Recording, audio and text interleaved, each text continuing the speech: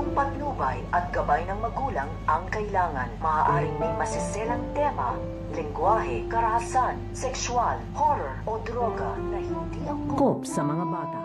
So ito nga si Lilet ay hindi pa rin ito naniniwala sa kabaitan at sa pagbabago nga nito nga ni Moira dahil hindi pa rin nararamdaman nito nga ni Lilet na totoo nga dito ang pagbabago nito nga ni Moira dahil sa sobrang sama nga noon nito nga ni Moira sa kanyang pakikitungo dito nga daw sa kanya. Kaya muli nga sila nagkita dito nga sa kulungan ay dito na nga humingi ng patawad dito nga si Moira at lumuhod pa nga ito sa harapan nito nga si Lilet. Pero wala nga itong effect dito nga kay Lilet dahil ito nga si Lilet ay hindi nga ito naniniwala dito nga sa mga pinapakitang pagbabago nito nga ni Moira hanggang sa muntik-muntikan na nga ditong maaksidente ito nga si Lilet at niligtas nga siya dito nito nga ni Moira at dahil sa ginawang pagligtas nito nga ni Moira dito nga kay Lilet ay dito na nga ba magbabago ang pananaw nito nga ni Lilet na ito nga si Moira ay nagbagong buhay na nga ito at totoo na nga dito ang kanyang pagbabago.